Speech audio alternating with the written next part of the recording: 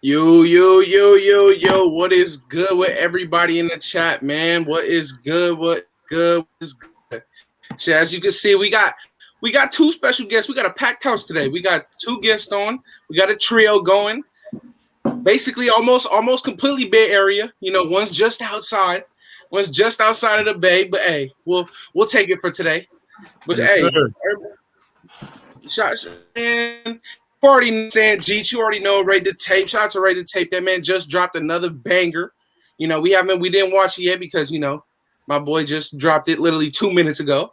And then Yes, sir. Sanjit, appreciate that boy Sanjit for pulling up, man. What's up with everybody in the chat, man? What Hit that is up like with button. Hit that everybody like in the button. chat? Oh, yeah, you already know. Yes, Let's sir. see. Let me see something real quick, man. Oh yeah, and we just signed Alex Leatherwood. It's good. It's good. That's good, man. I like us doing that. You know, a couple years ago, we used to always wait until like training camp to start signing guys, man. I'm excited. I'm excited that we're getting these contracts out the way now. Let's see. Let's wait for some more people to pull up, man. Shout out to Terrence in the chat. Shout out to Joseph. Shout out to Leon. Everybody in the chat. EC, man. All you guys, loyal supporters of this channel, man. I really appreciate you guys, man. Let's see. Let's wait a couple more minutes to get everybody in here. Was just about to watch Ray's video and got the notification, saving it for later. Shout out to you, man. Appreciate you pulling up. Most definitely, though, as soon as this ends, go check. I believe I dropped out earlier today as well. So most definitely check out his video and most definitely check out Ray the Tape's video, man.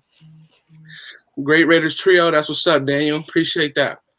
We had to get everybody on, man. I believe when I was on your channel, it was us three as well, right? It was me, you, and Ray the Tape. Yep. It was the three of us, and that video got so many positive comments, man. People love that video. Like, yeah, man, probably one of my best live videos. It's fun because I always like how Ray the Tape says it, man. We always have healthy debates, bro. Healthy debates. That's how it should be. It should no animosity, no none of that. You know, we just like talking about it. We just like talking about the Raiders, man. But if I believe I asked this question in Graph Slides the other day, if you had to only pick 2 or 3, let's just say 2 UDFAs to make this roster, who do you have making the roster?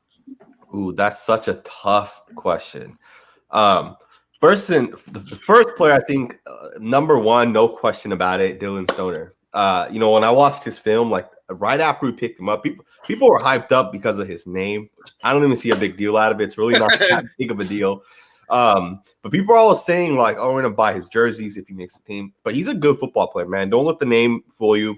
Dylan Stoner, in my opinion, is the one guy, and I did not scout him before the draft, right? There's way too many receivers to get through all of them.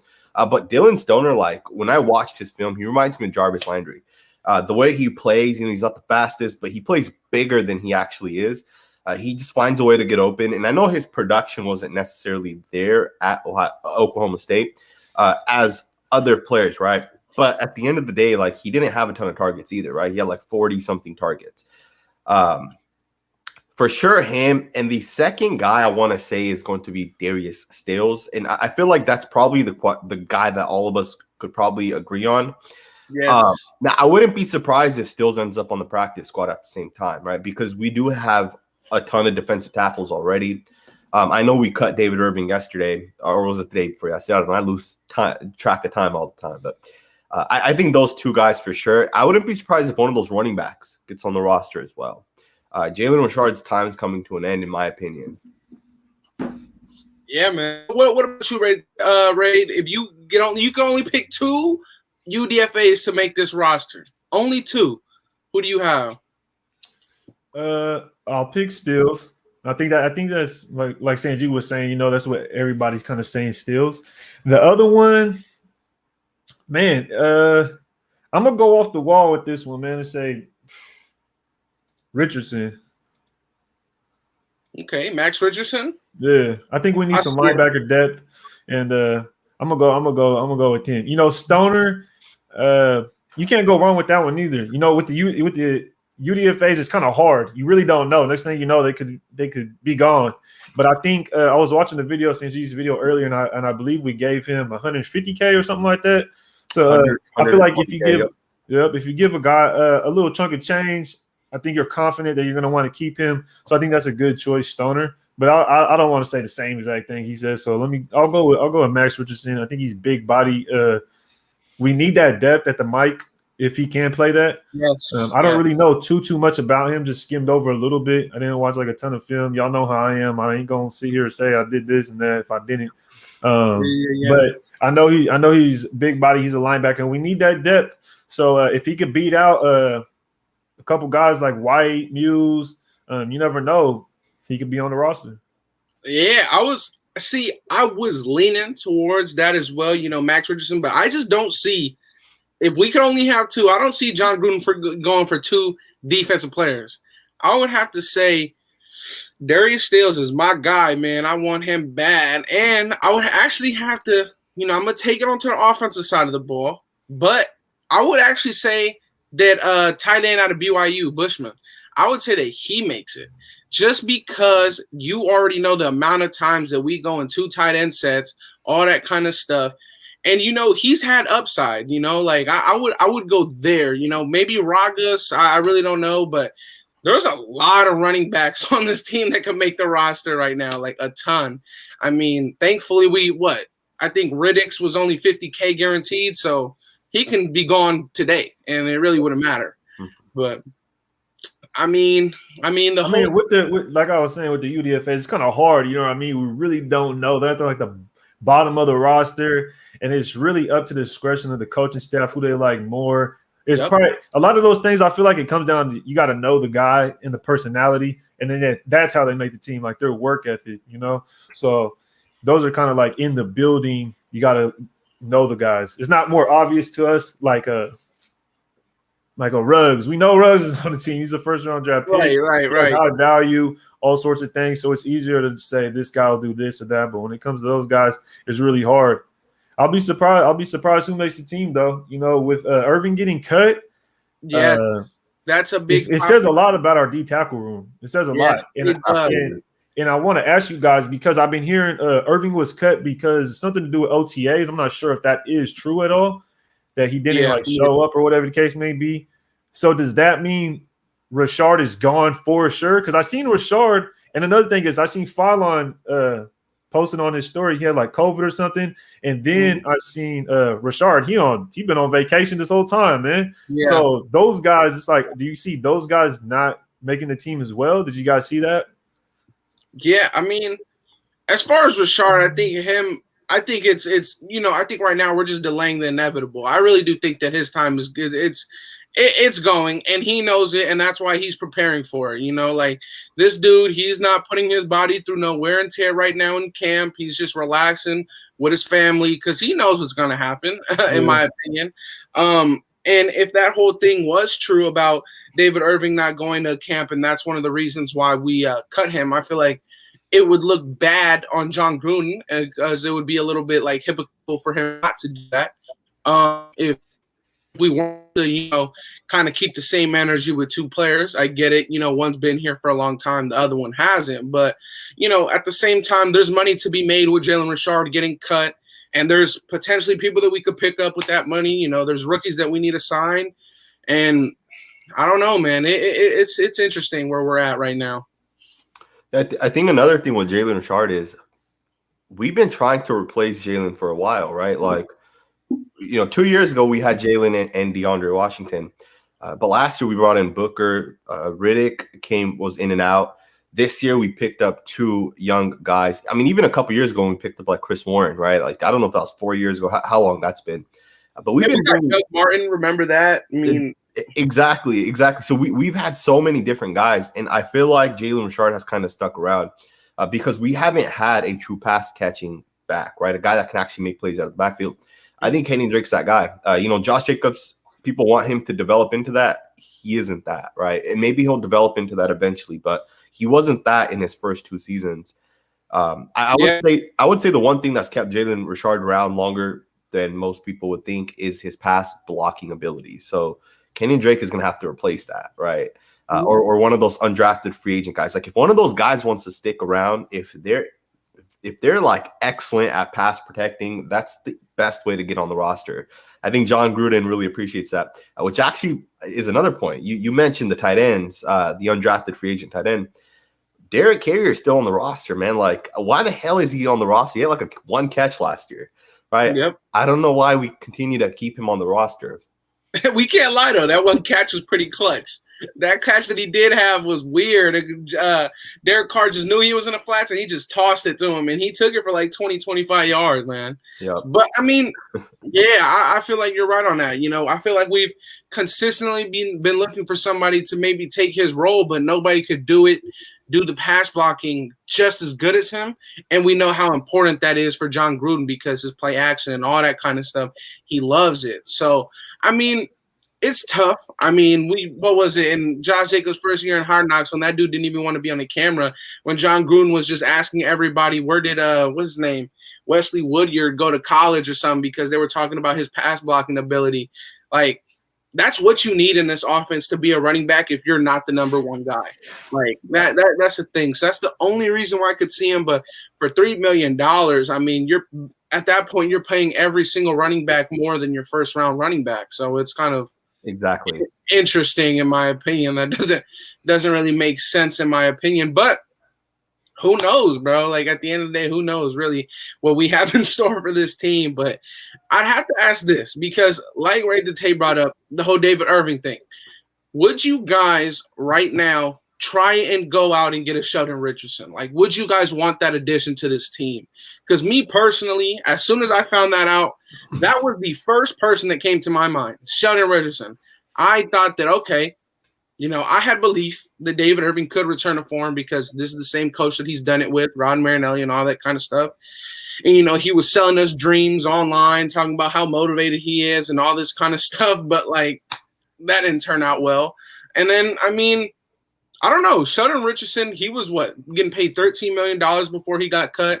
We found a way to scrape up $5 million for Solomon Thomas, bro. I would give $5 million to Sheldon Richardson right now. Like, I would do that. And as far as Melvin Ingram, I know apparently he's on a visit to Miami. He's real close to getting something done there. But I would love to get a deal done with Melvin Ingram too, or try and get one done there. What would you guys think about something like that? So I think we need the most help at defensive tackle. Defensive end, I'm perfectly fine with where we're at. Defensive tackle, Sheldon Richardson does make sense. But is he going to fix our pass rushing issues? Like more so than any of the guys that are already on the roster, right? Like could you see Kendall Vickers or Stales or Fallon or maybe Solon Thomas turn his career around, or even Jefferson potentially have a career year? Like, can you see those guys potentially having that impact as opposed to Sheldon Richardson? I don't know, right?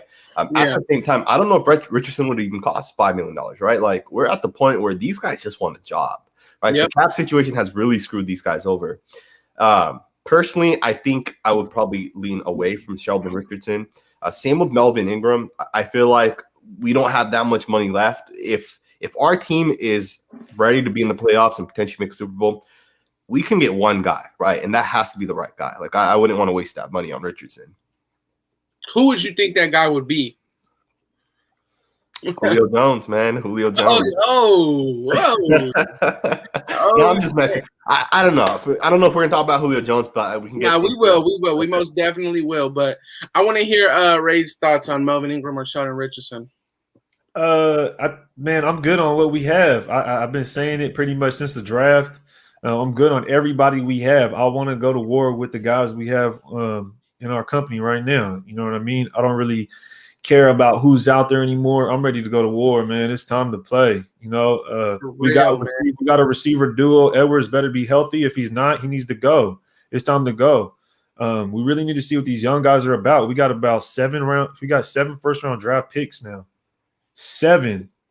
And the only Pro Bowl we got is a running back. I was thinking about this earlier today, and I'm like upset with that. And it's irritating because you should have production on paper out of at least one of these guys. Cleveland Farrell, 4th overall pick, you know, on paper, we need to see production. I do like Cleveland Farrell, but it's like we need to see the production on paper. Yep. Right? Damon Arnett hurt. Yep. right? Josh Jacobs is our best first round pick, and he's our running back we got in the first. So, I don't really want these older guys. I don't want these free agents. If that was the case, we should have traded all our first round draft picks up to this point and just went and got Jalen Ramsey, DeForest Buckner, Julio Jones, all these guys. We should have just traded all the picks away and we'd be stacked. So at this point, I'm good with what we have. If I woke up tomorrow and Julio Jones was on our team for a first or a second, I wouldn't really be too mad at it. I'd rather it be something outside of the first, but based on how our draft picks are, I don't think it really matters. Right. That's my thoughts on picking up free agents at this point. Shoot, and I know that when I saw Shannon Sharp do that over the phone, in my head I was like, this dude immediately lost all credibility and all players, in my opinion, right? Like, I don't think any player is gonna want to accept a phone call from him ever. Like, the way that dude, Julio Jones was probably just casually picking up the phone, didn't know that, and that's not professional, right? Like, you wouldn't do that, and then you hear what is his name, Skip, in the background, like, oh, he said it or something like that. Like, come on, bro. Like, you shouldn't really do that. But as far as the Julio Jones thing, you only would pay him $7 million, right? I mean, you can make that money easily. Like, you can make that money. So and then another thing is, how old is he? He's gonna be 32, right? Yeah, 32. Julio, I think, is 32 right now. So he's 32. It's like, I don't want a 32-year-old wide receiver. I just don't. To me, I know he's good, but he's old. He was hurt last year, and that's just the Raider thing to do. Go get the old hurt wide receiver that's very good while he's 32. Why couldn't we get him when he was 27, 28, 29? But we get him when he's 32 years old. And it's like, can you guys name a wide receiver that's 32 years old and is giving the production that he was given when he was 28, 29? Because that's what we're basing it off of, I feel like, right? Like, we're basing it off of his production when he was 28, 29. But I don't want to get another old guy. I feel like that's just such a Raider thing to do. Get the old guy, end of his career, and it's like, I'm good off that, So let's stick with what we have with these young bucks and, tax them up. I think in terms of our wide receivers, our oldest wide receiver on the roster is John Brown. Like, that's you look at John Brown, and you can definitely say that Julio Jones has a better resume than he does, right? And you definitely would want a better resume teaching your guys, right? I just saw somebody in the chat saying Jerry Rice. I mean, we got him when he was 39, so it's like and it was Gruden got him, So that, I think, as far as Julio Jones, I mean, it's not expensive at all to get him $7 million, then you only pay him 11 the year after that. That's not bad for a top 10 receiver, in my opinion, like, at all. But at the same time, though, I totally agree with what you're saying, man. I would, like I said, if we had him tomorrow, I would love it. If I didn't, I would love it, because I have a lot of trust in our young guys. Like, I really do think that it would maybe take a little bit of reps away from our young guys, but at the same time, with a better defense, we're going to get the ball more. Like, we're going to have more reps for those guys regardless. So, do I like it? Of course. Julio Jones is a Pro Bowler, right? Like, you need more Pro Bowlers. I mean, this offense would be crazy. I think for me, it was just like, we're trading for him, right? I feel like John Brown, we went and just picked him up off the streets. Not really off the streets, but you guys know what I'm saying. He wasn't on. We didn't have to give up no capital. We just had to sign him, right? Julio Jones are gonna have to give up capital. You know what I mean? And he's supposed to fulfill a certain role that's bigger than what John Brown is, right? If John Brown's supposed to come in and fulfill that number one spot role, then that would be different. But he's not. Julio Jones, if we go get him, he's supposed to fulfill the number one spot role. Now, what happens if anything happens to where he gets hurt and he only plays like 6 games or something like that? Then it's a waste of time. So, we went and did that with AB, and that was a whole different situation, but it was a waste of time. Jerry Rice, that's an exception. What if Julio plays like another 6 years? Because he's 32. Jerry Rice played until he was 42, right? So what if – and Julio's gifted genetically, right? Like, he could play 6 more years easily, right? He's put up almost 1,400 yards every year since, like, 2013. Last year he didn't. He was hurt, but he was on pace for 1,400. He played in 9 games last year. But at the same time, I feel like players, if they get hurt and you're about to make a run for a Super Bowl, you're going to play through those injuries versus if you're a 4-win team, you're probably going to just sit out, right? You're not going to play. And Julio Jones is at the point where he wants to win. Let's say he didn't know that Shannon Sharpe was live, right? Let's say he did not know that. But the one thing he says to his buddy is, I want to win. Why would you not want that guy? Yeah. And that's the thing. That's another thing that kind of scares me because in the moment we don't have a winning theme for this team in this league, so that kind of scares me on that whole front. But at the same time, he's not going to control where he gets traded.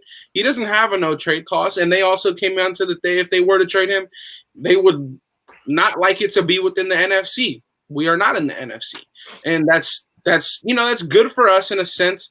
But I mean, like I said, with Julio or without Julio, I'm confident where our offense is at, big time. I like where our offense is at. Julio Jones just put icing on the cake. It's kind of the same thing in my opinion. Why a lot of us felt like we wanted Richard Sherman. Like this dude's he's been doing this for a long time. Could teach our young guys how to be pros, even when they're on and off the field, right? And I feel like you can get that with Julio. Even if Richard Sherman was hurt, he can still teach your guys how to be pros, and that's what he did in San Francisco when he was there, right? Even when he wasn't there, he made his presence felt in the locker room, teaching or coaching, whatever. And like I said, man, when it's with Julio, it is what it is, right? Like we really don't know what we're gonna get out of him if we were to get him. So, and it was like I was saying, like if I woke up tomorrow and we traded for him, I wouldn't be upset. Like we got Julio Jones, you know what I mean? One of the best wide receivers of our generation, So I wouldn't be upset with that at all. I'm just saying I feel like it's such a Raider thing to do it, right? To go get an older wide receiver that's coming off injury. Not saying that it's going to hinder him further into his career, but I mean, we always, as Raiders, we always figure out how to make an exception for somebody. That's very true, but. Going on to the next topic, right? I really wanted to talk about, since, like you said, we did lose David Irving. I think right now across the board, I think everybody has Quinton Jefferson as our starting 3 technique. Is that what we're all saying? I think that's our guy, right? In my opinion, I think that maybe that's Gus Bradley's guy. I think maybe that's why we're keeping Darius Philon on the roster, because a lot of these guys at the end of the day, Gus Bradley he's had, a resume with these guys, right? I mean, they proved it in his system. So I think I said this before about Solomon Thomas, but what would you guys, because how old is Quinton Jefferson? He's just about what? 28, 29? 28? Yeah, that's what I was thinking. So he's 28. He's 28. So he just turned 28. He just turned 20. Okay. So let's say he has 5 to 6 sacks this year, right? And he wants to stay under Gus Bradley, but he wants like $6 million a year. Would you guys pay that for a guy who's come back into a system that he's comfortable in, prove that he could do it again? But would you guys pay $6 million, or would you wait, because this next draft class can be real stacked with younger talent, possibly even better talent? What would you guys do? Ray, do you want to go first? Based on the way our D tackle room looks right now, are you basically asking like would I want to go out and draft a guy next year at D tackle? Yeah, even if a guy like Quinton Jefferson just had a good year, 6 sacks. Yeah. Even if he had a good year, I mean, Hankins is on a 1 year, correct? Yeah. So Hankins is on a 1 year. Everybody's on a 1 year. So unless we sign Stills unless we sign Stills, then I believe everybody's just going to be on a 1 year. So we have to go draft a guy next year at D tackle for sure, because this year is just going to be a bunch of rental contracts just to see who we actually want to keep, unless they want to dip out. They do good and then dip out on us. But that's how I think about it.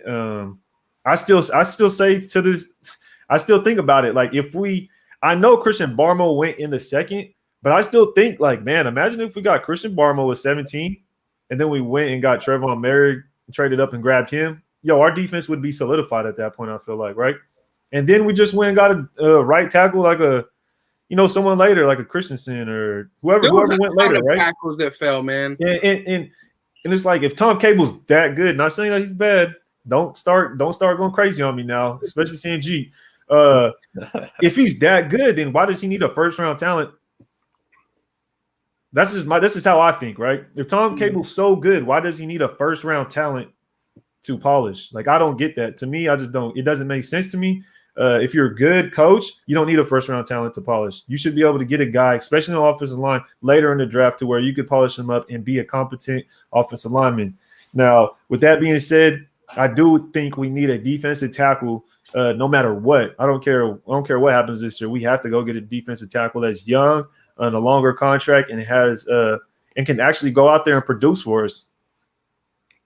Yeah, you're right on, man. If Quentin Jefferson gets 6 sacks and he wants $6-7 million, I think you give that to him. At the same time, you still go out and draft the defensive tackle. We need long-term answers at that spot. When was the last time we took a defensive tackle that we felt could have an impact, right? Like PJ Hall, I don't know. I don't really understand getting guys from smaller schools, right? Get guys that have proven it. Mo Hurst was a guy that showed a lot of promise. I think PFF had him ranked as like their number 3 prospect in all of that draft. I think that's the 2018 draft. But we missed out on some good defense tackles. Like, we could have taken Ed Oliver. Quinnen Williams obviously went the pick before, but if the Raiders had to give up an additional pick, I would have traded up, right? The talent was there. Absolutely. We could have gotten some good defensive tackles, but we need a defensive tackle. And I feel like not taking Christian Barmore is going to be a big mistake. When we look back at this draft class in 5 years, I'm sure Alex Sudler will be a perfectly fun football player, but I think Christian Barmore will be an all-pro football player. I think he's going to be a fantastic football player at the next level, and we'll look back. And nothing new, right? We look back every year, and we've seen the guys, we take Jihad Ward instead of Derrick Henry, right? We see these all the time happen. But I would bring back Quentin Jefferson, pay him whatever he wants, even if he wants $8 million, right? Like, if he has 6-7 sacks, that's a lot of sacks. We haven't had that from the defensive tackle spot. And I don't even know if all our defensive tackles combined last year had 6 or 7 sacks, right? Like, I don't know. But yeah, they definitely did not. Definitely did not. But okay. So with that being said, right, you go out and you still want to get a defensive tackle and like next year, whether it's in free agency or within the draft. What happens, like, if we really see Cleveland Ferrell have success on passing downs and he moves into inside on passing situations, right?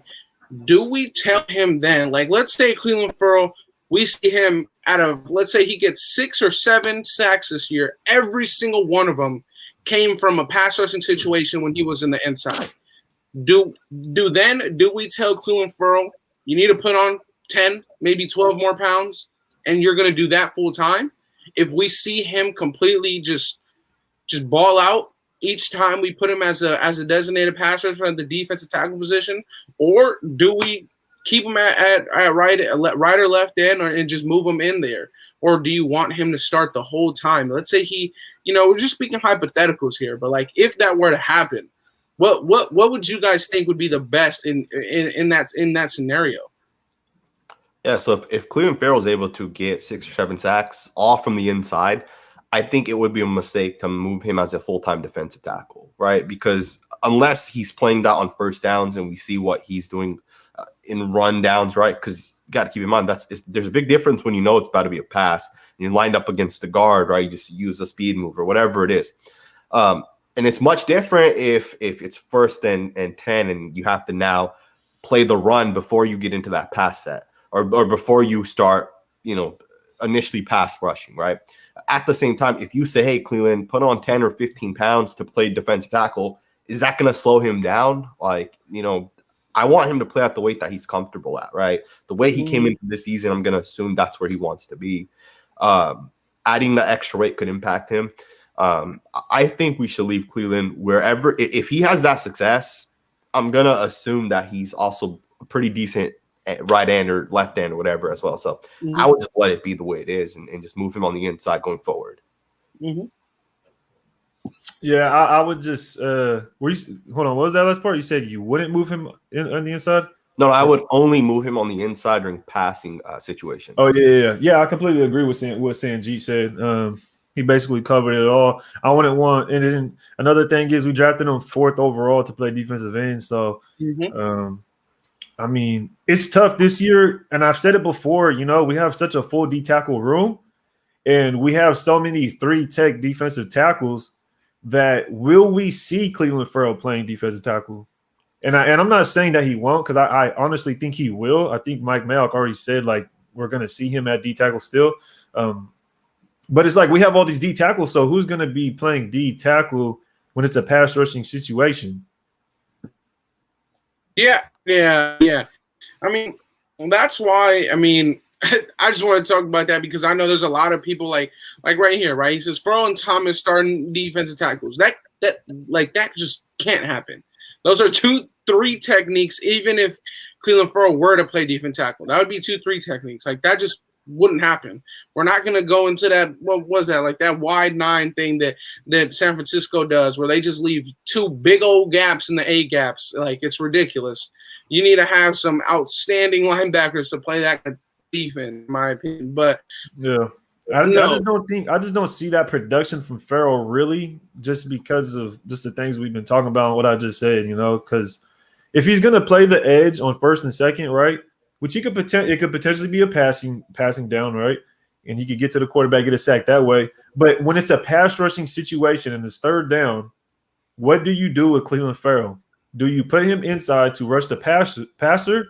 Or do you have a room full of D tackles that you already have designated to rush the quarterback?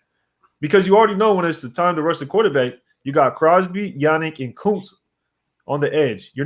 I feel like you're not going to have Cleveland Ferrell on the edge when it's time to get to the quarterback.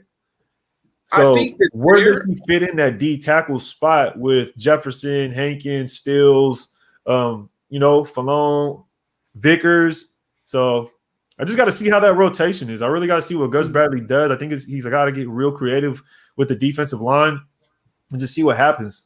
No, yeah. I think that the only times, like you said, like we're basically like where does he find reps? Basically at 3 technique if he were to slide in on passing situations. I feel like the only time that you see that is when we're playing an up-tempo offense type of team, right? Like if they don't go back into the huddle where we can tell Cleveland Ferrell, all right, sprint out, and then we can put a guy like, I don't know, Solomon Thomas or Darius Stills or whoever, Darius Philon. Like, if we're putting in, like, if we have the time to sub him out and then put a defensive tackle in, I believe Gus Bradley's going to do that rotation. But if we're playing a team like the Chiefs that they get 1 first down and they're going to keep going, and then they get another one, and then we stop them twice and they're on the 3rd down, then I think Cleveland Ferrell just moves into the inside, and then we just sub off a DN, and then we bring in like a Crosby to rush the passer then. But I believe that, like you said, we have a ton of guys that are designated pass rushers at that 3 technique. Like you got Darius Stills, you got Solomon Thomas. You know, in my opinion, that man has no pass rushing ability. Like this man has, oh my goodness, it's ridiculous. But I mean, Darius Philon, a guy who's proved it, right, in this system. But I do see what you're saying. Like we have all these defense tackles. Where does he even get reps? I think that's the only time when we see like an up-tempo offense, and then we just take out a defense and put in a pass rushing DN, and then you just move him inside for like a play. Because if we think about it, he can't do that when a team is driving down the field. Cleveland Ferrell is going to be gassed. Like he's going to be done. If each time it's a 3rd down, he doesn't come off the field, he's going to be gassed. Like he's gonna have no energy for the next drive. You know, like this. It's a lot of it is gonna be on the rotation. But I do think like in that scenario when we see us driving down the field and they're trying to get back to the line of scrimmage on a 3rd down, then I think we see Cleveland Ferrell moving inside. But I just don't like on every pass rushing situation. I don't see him just moving inside because, like you said, we have a bunch of 3 techniques on his defense. Yeah, it's going to be very interesting to find out exactly which one of our guys is going to end up playing on every situation. I think Cleveland Ferrell is going to play a lot on 1st, 2nd downs, 3rd downs. Last year, he was coming off the field at times, right? So it'll be interesting to kind of see. And at the same time, if let's just say Kendall Vickers and Quentin Jefferson are able to consistently bring pressure, at that point, are we only going to keep our 2 best pass rushing defensive ends, which is going to be obviously Max Crosby and maybe it's Carl Nassib over even someone like Cleveland Farrell, Yannick Ngakoue, of course. So if Kuntz, right, we know that those guys have better pass rushing specific skills than Cleveland Farrell. And if we have 2 good defensive tackles, Cleveland Farrell might not be playing on pass rushing sets, right? So Cleveland Farrell's going to have to work this year, man. He's going to have to prove himself. I think the pressure's on him. I believe I totally agree with that. I mean, I do think that for Cleveland Farrell and, in my opinion, also John Abrams, you know what I mean? Cleveland Farrell, both these guys, you know, we see all the potential in them, but whether it was on Gus Bradley that stunted their growth, I mean, not Gus Bradley, Paul Gunther that stunted their growth, or whatever it could be, injury, sickness, illness, whatever. I think that this year is the year that we need to see it more out of them. Not just, you know, we want to see it, but we kind of need it for this defense to get over the hump of just, you know, because right now we just want to be at least average. But I said this in one of my videos, man. If we want to get to a point where we're not just an average defense, we need Jonathan Abram to step up. We need Corey Littleton to return to his form like he was with the Rams, because that guy was a monster with the Rams, bro. Like, it was ridiculous how well he was playing consistently. And then Cleveland Farrell, I feel like with his versatility of being able to go back and forth, you need that. You need that a lot. So, as far as Cleveland Farrell, I think that he'll put it together, in my opinion. He's a guy that gets better each week. So when he gets sick and that sets him back, it really sets him back, in my opinion. Like, it stunts him a lot. And that's what kind of sucks, because he's never been able to play out a full season. So who knows when it comes to Cleveland Farrell. But real quick, I want to talk about this super chat real quick. He says, what do you guys think of the Jags leaking their draft grades? And was there any Raiders players that we drafted that their draft grade from the Jags?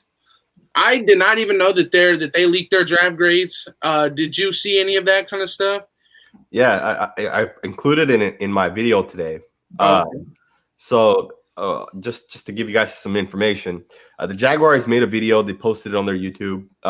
It was like a draft-related video, and in the back you could see all their grades that they had on their players. Wow! So they had a grade of an 8 on Trevor Lawrence, who obviously they took with the number 1 overall pick. And the only other player, and it didn't show every single player. They showed like 6 or 7 different players.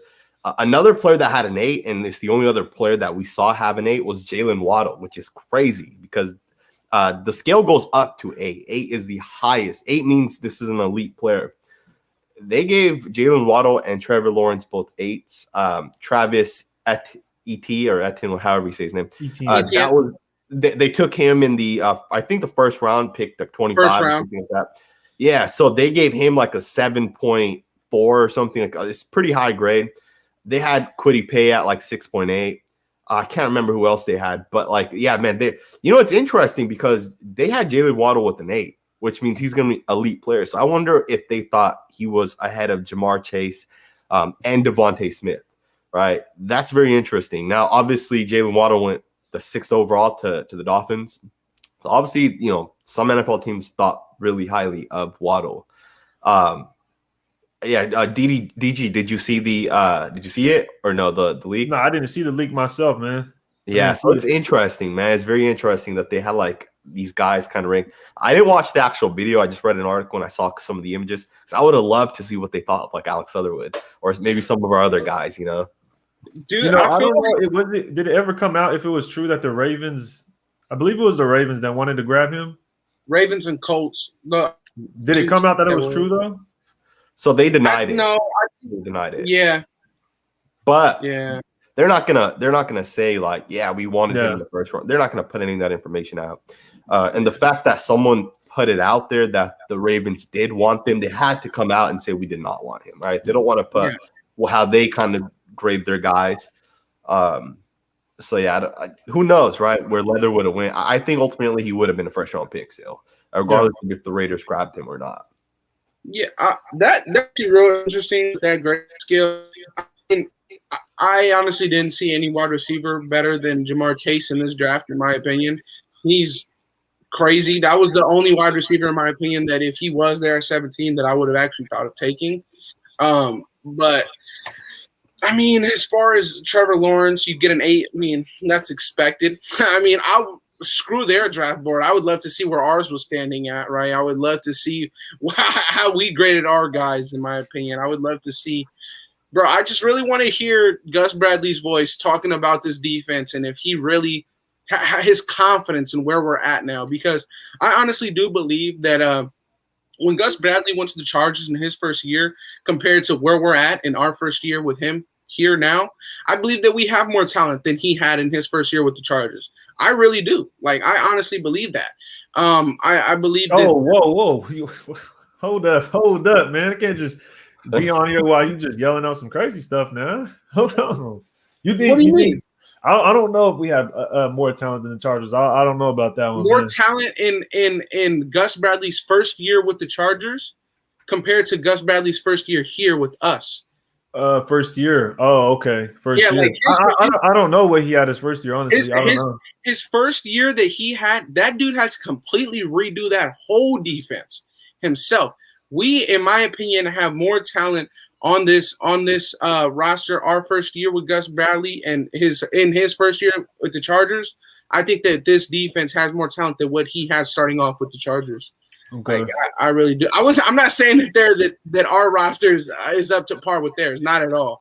I'm just saying that Gus Bradley, the talent that he had his first year with the Chargers, ours is better in my opinion. I mean, we're not too far out. I really believe that. I mean, I really believe that we were only a free safety, a D tackle, and then an offensive line. But that's on the other side of the ball, you know. So it's like I really do believe that all the pieces are in place for him to succeed here. Like, I really believe it was another thing with Max Crosby where he said that his goal is the only goal, and it's a team goal of making the playoffs. And I think that there's no excuses, like, at all.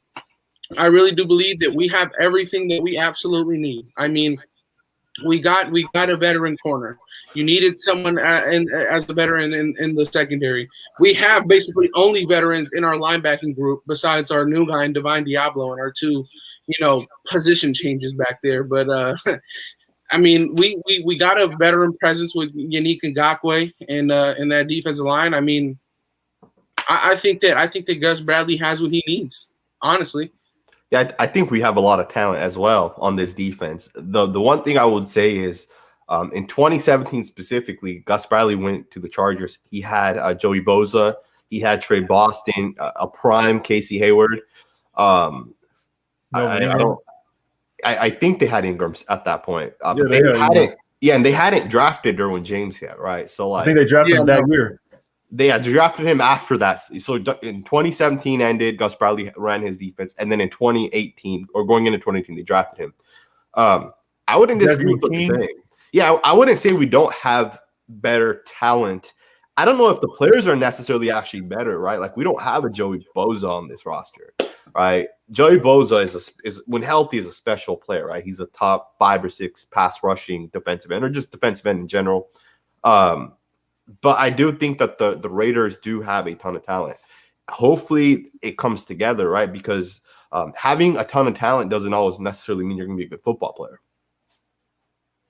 Yeah, the thing is, he did have Joey Bosa and he did have Melvin Ingram, and his defensive tackles were Corey Liuget, I think is his name, and Brandon Mabane. Yep.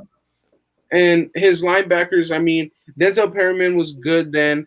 I mean, he had Jaleel Adai, and he had Casey Hayward. And then he also did have Trey Boston there. So, in my opinion, I mean, if we just compare ours to theirs, like you said, we don't have a Joey Bosa. We don't. But you can argue that Melvin Ingram isn't better than Yannick Ngakoue. You can argue that. I mean, as far as our defensive tackles – I mean, I don't really know how much you can compare a Corey Liuget to what we have, but at the same time, we don't have a lot too. So, I mean, what do you guys think about how the Tampa Bay Buccaneers defense is built? And I know it's a random question. I'm just out of nowhere talking about the Bucs, but they have a young secondary, right? Rookie safety, young cornerbacks. But their defensive line, they got veterans over there. They got JPP. All veterans.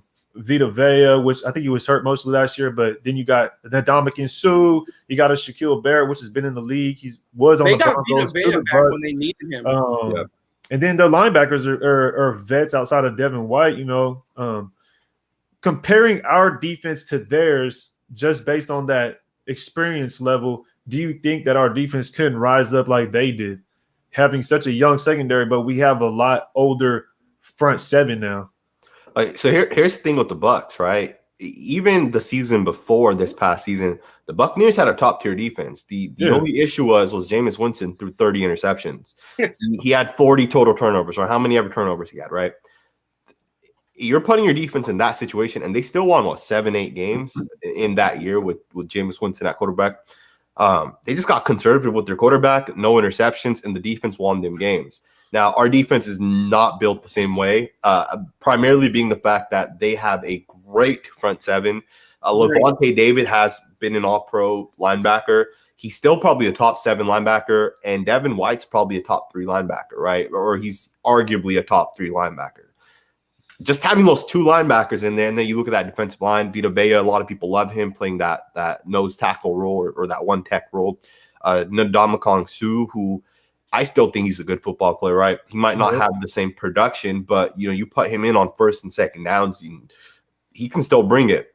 Shaquille Barrett, JPP. I can't remember who their third pass rusher is, but they have another guy that's pretty good as well. I think the Raiders are built a little bit different in the sense that we've invested a lot in our secondary, right? We have 2 first-round picks, 2 second-round picks, and those 4 guys should be our starters, right? They should be the guys that in 4 years, they should all be the lockdown secondary, right? Guys that are, top 50 picks, right? And I believe they're all top 50 picks, or maybe Mullen wasn't, or maybe Mullen was like pick 49 or 50 around there. But the Raiders have a ton of really good players on the secondary, and I feel like we're building a little bit differently, and we kind of have to, right? Like we play the Chiefs, who have a great quarterback. We play the Chargers, who have an up-and-coming quarterback, right? And they might be able to air it out. The Broncos have 2 great receivers, right? So we have to build with our secondary. At the same time, we need Crosby and Farrell to step up and get some sacks, right? I think that's what is really holding our defense back is the pass rush. Yep. Not only that, I do believe that Vita Vea came out the same year as Colton Miller. He was picked the pick before Colton Miller. Right before, I believe. Yeah, dude. That was the one name that James was picked right after him. Yep. We could have had Colton though if we wanted him, right? We traded back. We had pick 10, and then I think we traded back. Yeah, we traded back, and when I saw that, I was like, "What? Why?" Yeah. And then I saw Vita Vea go right before. I was like, "Damn!" I really want to be a Vita Vea so bad because he played at Pittsburgh, and I played against Pittsburgh, and those dudes are fucking dogs, man. Like those dudes are. That is a football school right there, man. That is no joke to go up against, man. And I was like, man, that'd be dope to have somebody from the Bay. At the time, obviously still in Oakland. You want those guys to stay in town, but it didn't happen. I mean, I'm happy where we're at with Colton Miller. Like he deserves every penny that he got in that contract. But like you said, we can always look back and see what we missed. And shit, man, sometimes it sucks. But as far as that, I think that the front seven. There's just completely beats us in every aspect. I mean, the 2 linebackers, we can't deny that Devin White and Kwan Alexander are better than Corey Littleton and Nick Lukowski right now. Like there's no arguing. I would trade our front 7 for theirs any day of the week. Like I'm just being honest. I mean, yeah, absolutely. But as far as the Buccaneers, like you said. No, it was a rookie free safety, and then their first round pick was Tristan Wirfs, and then it was Antoine Winfield Jr. And I mean, we got Alex Leatherwood, and then we got Trevon Merrick. That's what I was about to say. We got Trevon Merrick in the second. My point was just that their secondary was really young, and then their front 7 was a lot older. They got Sean Murphy-Bunting, super old. Super young. They had Jamel Dean, super young.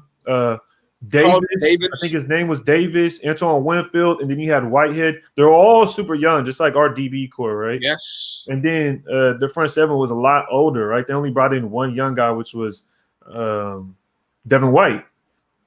And that's the only thing I was getting at, kind of the where it was built based off of experience. I don't think we're going to be as good as the Bucs defense, not even slightly. You know what I mean? They've been good for many years. I'm just speaking more on the terms of the experience and how we can develop into a defense and become better just because of that, how the front seven is veteran and then the back end is younger. Oh, yeah. I think I mean the Bucs, dude, when we played them, it was really annoying. That game was really frustrating to watch. I mean, we were down by – it was the fourth quarter, and we had the ball and down by a touchdown.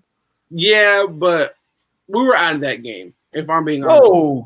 Our defense was not getting a stop. Our defense was not going to get a stop. Like, we were out of – wasn't really doing too much. It was because of our – dude, we were down by a touchdown, I believe, in the fourth quarter. But with the ball. Yeah, but let's be honest, our defense was never going to get a stop there. Like it's like you're going up against what? Mike Evans, he was playing that game. I'm not saying that. I'm just saying like we weren't.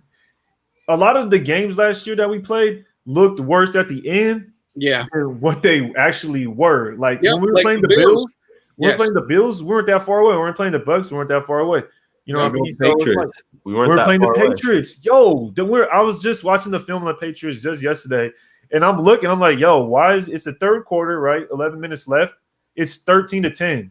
Yep. Then you go forward. Yo, we got the ball on their 22-yard line. It's 13-10 in third quarter.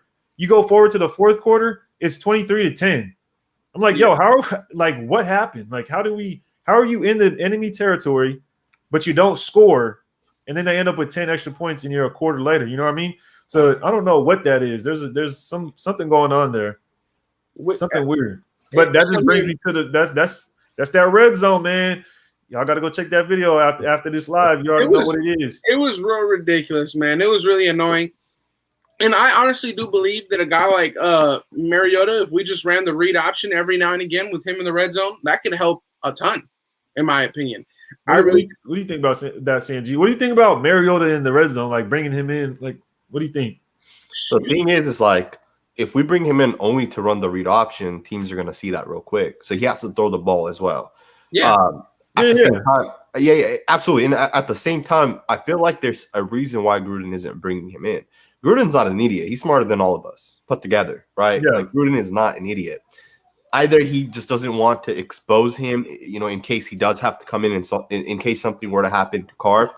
But at the same time, like we're already paying the guy, man. Like let him run a couple of plays. Let him do something. Like he's one of the fastest players on the field at any time. Just let him use his athleticism, bro. But do you guys think that says a lot about John Gruden's way of being conservative? Do you think that's part of him being conservative? Like he doesn't want to bring in Mariota because if Mariota comes in, the risk of turning the ball over like triples. I feel like, in my personal opinion, like when you bring Mariota in, the risk of him turning the ball over is a lot higher than if you have Carr in there. We know Carr is not going to turn the ball over because he's going to throw it away on 4th and 1. And honestly, that's why I feel like the read option isn't too risky because it's not like we're going to have him. In the red zone, throwing a cross route. Like, it'll be a slant, a drag that he's reading on. Like he's a quarterback at the end of the day. Like, it's not hard, man. Like, if you just read – literally, it's two things, man. It's high school football at the end of the day. You read the DN. If that man is attacking, just take the ball, man, and run. If not, look at the linebacker. All right, if you left him open, give that man the ball. But the whole point is just you got to give the defense an extra thing to worry about. Like, if the defense has to worry about Darren Waller in the red zone, Josh Jacobs, Kenyon Drake, Marcus Mariota, dude, you're just giving the defense problems. Like, it's a ton of problems. And, like, when you see Marcus Mariota, this man try to Christian McCaffrey flip to get into a touchdown, bro, let's be honest, Derek Carr is not doing that. Like, we can all – don't cap on Carr now. Don't cap on – he'll do that. He'll do that. Bro, when he was playing the Chargers, man, he dove over the dude to get the first down. And how many times has he done that? Yeah, when he played the Saints, that was 4 years ago. That was 4 years ago. You can look. I just gave you an example what happened last year. Devin White hit him. That's the thing though. Like Derek Carr, he's not gonna like. we saw Mariota in for one game, and he did that. You know, like that's the only reason. Like we see Derek. I'm not saying that Derek Carr does not put his body out there for this team. He does that all the time. This man has played with broken things in his back, bro. Like this man is a warrior. Like at the end of the day. But I'm just saying, in terms of athleticism, he's not comparing with Marcus Mariota. So Marcus Mariota, no, not at all. So that's the thing that I'm trying to say. Like, you run that read option with Marcus Mariota or that RPO with Marcus Mariota in there, like, bro, it's another problem. Like, I think it would help in our red zone. That's the only time I could talk about this because I just did a video on it, so I'm brushed up on my knowledge on the red zone, man. Like, yeah, that was one of the things that I had made a video on in the past. Like, I really do believe that you just need to open your playbook a bit more just to give the defense a different look that what you showed every other defense in the past 5 games. Like, yep, for sure. I think another issue with potentially bringing Mariota in on like 2 plays, specifically in the red zone, is red zone such an important part of success. You don't want to have him come in and like he throws a pass and he's all like rusty, right? Like he throws 1 pass a game and it's an ugly ass ball, because he would have to throw it, right? You can't just run the read option. You can't just run a run pass option, right? You'd have to let him throw the ball. And at the same time, I know other teams do it, right? Personally, I would love for us to do it, but if we're talking about the fact that Marcus Mariota should come in red zone situations because Derek Carr is not getting it done in the red zone, then why not just change that quarterback? Why not just let Marcus Mariota run the offense in general? No, is that go ahead, Andy. No. That's not what I was saying. I'm not saying that each time we get into the red zone, give Marcus Mariota the ball. That's not at all what I'm saying, because I don't want that. If we did that, bro, we'll probably have 3 times the amount of turnovers. I don't want that. I really don't. We saw him throw a pick on a I believe it was a slant to Zay Jones last year. Like, I don't want that. I don't want him each time we get into the red zone getting the ball to throw the ball. I don't want it. I don't want that. But I'm saying that if it comes down to where you really, you need to show the defense something else, because we were just in the red zone last time and they almost got us. We almost had to kick a field goal. Put him in. Show the defense something else. Even if you do just end up handing the ball off to Josh Jacobs, just give them a little mind trick, bro. Like, just something different. Like, that's it. Like, I don't want this man just out here launching the ball. Like, that's not what I want, like, at all. For me, it wasn't even saying, like, oh, if Carr can't get it done. I wasn't saying Carr can't get it done. I'm just saying it just needs to open up. That's why you bring Mariota in. That's all I was saying. Yep. So as far as the Carr thing, I wasn't really saying Carr was the issue. I'm just saying, if anything, I was saying Gruden's the issue, because he needs to open up the playbook. That's why you bring Mariota in. That's all I was saying. Really, man, like I said, I just made a video. So it's like Darren Waller, when it comes to targets inside the 20-yard line, he was second amongst in the whole league. You know what I mean? But the touchdowns weren't there, though. Yep. You know what I mean? Josh Jacobs was, I believe, first or second in attempts inside the 5-yard line, and that was like 18 attempts, but he only had 5 touchdowns. When Kenny and Drake had 9 touchdowns. Yeah. He almost had double the touchdowns inside the 5. So to me, and then Derek Carr, the dude is 7th in attempted throws inside the 20-yard line, but he's like 15th in touchdowns inside the 20-yard line. So it's weird, because when you look at the stats, it's hard to figure out what's going on. And to me, it just boiled down to Gruden's play calling. Yep. That means Waller's getting passes thrown to him that are only like 5 yards. No, he's getting passes that are like 5 yards, and then he's getting tackled. No, I think that's Gruden's offense. I really think, as far as Darren Waller, I feel like we were using him in the red zone, but incorrectly. Like, at some time, you need to understand that you have a 6'5" freak of nature. Bro, just go play bully ball real quick. Yeah. Put him on the outside. Stop throwing to him in the middle where it's a cluster of people where he can get smashed from 3 different directions. Just put him outside. Toss him up the ball. If you do that 3 times, you have 3 downs to get it to him. He's going to catch it once. 3 times. I mean, what we did with Brian Edwards in the Broncos game, right? That's what we should – basically what you're saying. We should see that from Waller. Remember the last Broncos game when No, I Edwards got I that wasn't catch? even comfortable with us doing that because we had 3 people there, and with 3 guys on our side and then 3 guys on their side, it was 6 people. He had to catch that in between freaking fingertips like that. That was crazy. But what I'm No, saying which is, one? and Brian Edwards? no, the 2-point conversion when we got to Waller. Oh, you talking about that one? No, I was talking about Brian Edwards when he caught that touchdown. Exactly. That's what I'm saying. We need to do that with Waller. Waller needs to be outside, like when Crabtree was doing what he was doing, just all that kind of stuff, right? We don't see this thing. We don't see this from Gruden.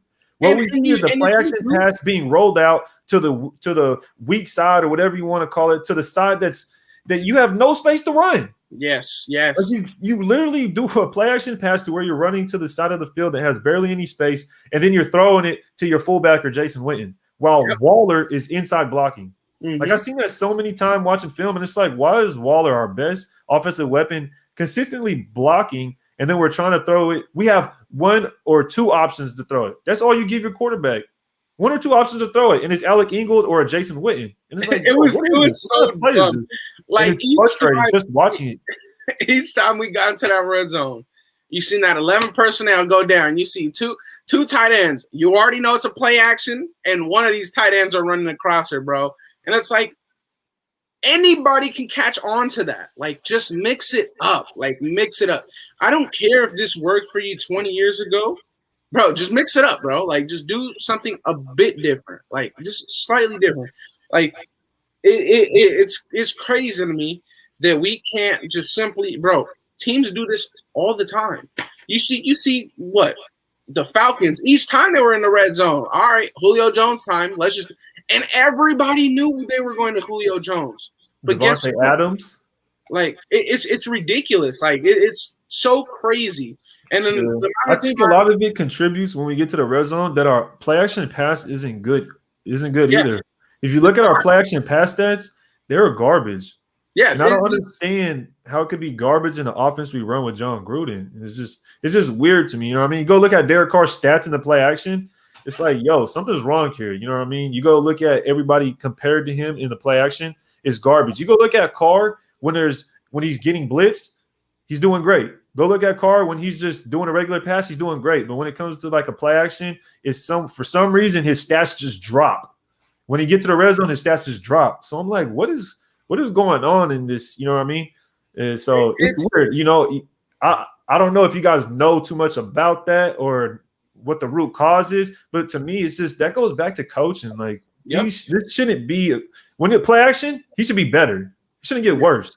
So I don't know. What do you guys think that comes from? Yeah, I completely agree with you because Baker Mayfield trash unless he's doing the play action, in my opinion. His stats were through the roof compared to Carr in play action. That needs play action. He needs Nick Chubb. He needs Kareem Hunt. Sir. But bro, like it's ridiculous how you see, like you said, Walter stats don't match with his attempts in the red zone. Jacob's stats don't match when he's in the red zone. DC doesn't match when he's in the red zone. It's not a coincidence at that point. It's not. It's not that Derek Carr can't get it done. It's not that Josh Jacobs can't get it done. And it's not that one of the best tight ends in the league can't get it done. It's not a coincidence at that point. At that point, like you said, it's on the coaching. Like that's what it is, really. Yeah, you know what's interesting is I'm sitting back here watching you guys talk about our struggles. At this point, we're just nitpicking, man. We saw the 10th best offense last year. Right. If our defense gets its shit together, we're going to be in the playoffs this year, man. And I'm very happy to say that we can have the 10th best offense, even with our struggles, right? Like, even if we convert, I don't know, a fifth of our field goals into touchdowns, maybe even less, a 10th of our field goals to touchdowns, we're that much better on offense, right? We go from 10 to maybe 8 to 7. We're right there, man. We're right there. And I do agree with what you're saying, Ray, as far as we struggle in the red zone, play actions and stuff like that. I think one of the reasons why we struggle with play actions specifically is because our O-line did not do a good job run blocking. Exactly. So teams, I feel like, weren't focused as much. Maybe on, when we were doing play actions, maybe they weren't committing as much. At the same time, we run a zone scheme most of the time. One of the things the zone scheme struggles with is when it's, in the red zone, maybe like within 7 or 8 yards. When you're trying to get short yardage, zone does not work well. You have to run a power. That's one of the issues with zone. And we run a zone a ton. So I don't know if that contributes to it at all. It could, but either way, man, we're right there. Think about that, though. What does that say? I mean, I'm not saying that was the case. You're running a zone when you should be running a power inside the 5-yard line. But that I feel like that couldn't be it because Gruden can't be that dumb. Yeah. Right? Like, you can't just be like, I don't know. To me, it's just but to your point, yeah, we had the 10th ranked offense, though. We're doing good. Derek Carr is getting better season over season. To your point, yeah, we are nitpicking. You know what I mean? It's the time of the season where you gotta kind of nitpick. You gotta really grind it out. You gotta really dig into your team and find out what your team is good at, what they're bad at, and how you can improve and move forward to get better. And next year, I don't want the 10th ranked offense. You know what I mean? I want the 7th ranked offense, and then I want the 17th best defense. So we got to continue to get better, and that's basically how I'm looking at it. You know what I mean? We got things we got to improve on, and we didn't make the playoffs. So at the end of the day, until we do make the playoffs and until we're done being known as the Raiders for losing, I'm going to nitpick. I'm going to continue to say what we need to work at, and you know what I mean? Because we need to make the playoffs this year. There's no excuses. You know what I mean? As Raider fans, we deserve it. You know, everybody in the chat, everybody that watches this show, for us making the content, we all deserve it, man. We deserve a winning team. Like, and we deserve it as fans. Like, I think like he said, we're at a point in the offseason, like that's all you can do. Like, you're just making a video or you're making content off what you can do better. And at the end of the day, we kicked 35 field goals, bro. Like, that's a lot of field goals. Like, that's no joke at all. Like, that's more than 2 field goals a game. Like, those to CNG's point, you said 35 field goals, so if we get a 10th turned into a touchdown, that's 3.5. That'll only be what, 24 points or something like that. 3.5 touchdowns. So I'm thinking of 7 points. So 6 points, it would be 18. It'd be 21. So with those points, all we needed to do was win 2 or 3 more games to make the playoffs. If we turned those 3 touchdowns or 3 field goals into touchdowns, the Dolphins game, I think the Chiefs game, if we would have just sat back and let them kick a field goal, we would have still been up, right? Yep. So, I mean, that stuff matters. It comes in, football's a game of, you gotta be on your P's and Q's. Everybody got to be on the same page, and that's why you got to nitpick, man. That's why you got to nitpick. Exactly, and that's why I feel like, in terms of like the whole, because I know the last time all 3 of us were here, we were all having a nice, healthy debate about Derek Carr, and that was fun. That was fun. But I just feel like that shows a lot in the fact that our defense was so bad. Our offense, ended up doing 35 field goals. I think somebody in the chat just says 35 field goals and only 51 touchdowns. I think that shows a lot on Derek Carr, in my opinion. Like, I think that shows that he is a good leader. I mean, I really do believe that in everything. I really do. I mean, he's having our guys, even some defensive guys out there on the field in Vegas, I mean, like, he still got to get better too, though. At the end of the day, he still has to get better. Sanjit said it, I mean, he gets antsy against pressure. He gets a little bit of pressure, and then his outlet, he got to dump it off to the outlet. The moment he gets pressure, and it doesn't even matter. It could be a guy wrapping around the back of him, touching his shoulder, not even getting sacked, and then all of a sudden he got to get rid of the ball. And so that's another thing. Got to get better. We have to see what he does this year. I like Carr a lot, man. I really do. I want to keep him, but he just has to play better, man. He really does. And it's hard for me to say that because I like Carr, but he really does. It's like Sanjit was saying earlier, we got the 10th ranked offense. How can you complain about the quarterback and say he's got to get better? But at the end of the day, everybody in the league is getting better. Yeah. And that's the thing, though. It's like when Sanjit first pointed out that Browns game, I don't think nobody in their right minds didn't believe that should have been a pick six. That 100% should have been to the house. And with that score, they would have took that touchdown. We would have been tied, or we could have lost that game, right? So we got lucky there.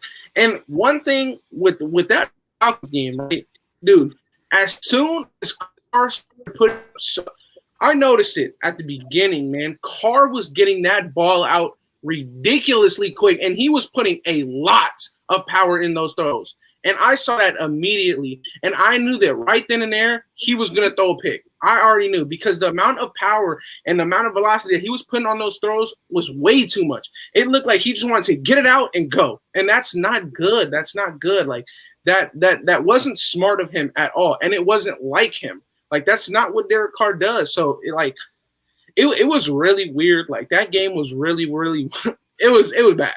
Like we all know that. Like that was a terrible game, but when Derek Carr started doing that kind of stuff, I was watching the game like, what is going on here? Like I don't get it, because that's not how he plays. And it looked like he just wasn't confident that whole game. Like it really just looked like that. Whether it was because he was pressured or not, that dude, the whole team had a horrible game. But it starts with the quarterback. Like it starts there. So it's like if he has a bad game, it's like the whole team, is really gonna suck. I get it. I get like it starts with the quarterback, but at the same time, that's BS, right? Because if it started with the quarterback, we would have won more games last year. If it started with the quarterback, Tom Brady could have never won some of those playoff games last year. You know what I mean? I think at the end of the day, go ahead, bro. No, he shouldn't have been in the Super Bowl, bro. Exactly. You know what I mean? You have to help people. You know what I mean? You can't be on a team and not help. And you have to help. When you need to stop, you need to stop them. And this is an example of okay, when we played the Chargers and Mariota came in, Mariota throws a pick with 1:30 left in the game. Game tied 24-24. He throws a pick. Chris Harris Jr. runs it back to about the 35-yard line to our side of the field.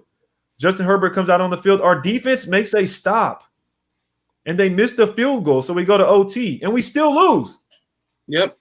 So that's an example of we finally got help, and we still lost. And Carr just didn't happen to be in the game. Because in my opinion, if Carr's in that game with 1:30 left and we got the ball on the Chargers 35-yard line, we're not turning that ball over. We are not. Yeah. We're scoring. Yeah. So you got to help. You have to help. You know what I mean? And when you get that help, you have to take full advantage of the opportunity. Yeah, I mean, bro, anytime that Carr has that ball in his hands and we're closing in on the game, full confidence. I'm going to be nervous because I know the game's on the line, but, bro, I have no doubt in my mind that Derek Carr is going to get that situation done. That dude has mastered that. And the reason why is because he's been put in that position so many times with this team. Like, and it kind of sucks to say that, but it is what it is. Like, that's the truth. True. It's true. He's been put in that scenario way too many times, and at this point, it's great because he didn't master it. This dude is probably better at that 2-minute drill than any other quarterback in this league, in my mind. Like, bro, like it's ridiculous how good and how consistent he is in that 2-minute drill. Like, he gets that ball, the game's on the line. I just got a question for y'all. This will probably be my last question. After this, I'm gotta go. No problem. I appreciate you bringing me on, Andy. You feel me? I love coming on live shows. My boy Sanjit. But I got a question. Do you guys honestly think Derek Carr has a ball security issue? People, because I see people in the comments right here. He fumbles too much. Do you guys think he has a ball security issue? I think he does. I think he does. He fumbles a ton. I don't know the exact statistic, but I know last season he fumbled either 7 or 9 times. Not all of them were turnovers. But when you watch his film, man, he'll make. I think it was 11 fumbles last season. Yeah, I don't think they're all by him, but I think he was marked for 11 fumbles. Okay. Last year I saw Derek Carr make beautiful throws, right? Down the seam. Maybe it's a 10-yard curl. He made so many great throws, but then there were a handful of other times where like he just kind of like threw the ball up. Like I don't know if it was the Dolphins game where he had a throw where like he got pressured and then he kind of like just threw the ball up. and it hit the defensive back right in the hands. And luckily, Jalen Richard was there, and Jalen Richard like knocked the pass down. But that would have been an interception. Like the guy had it in his hands. Like I don't think he was expecting Derek Carr to throw that ball.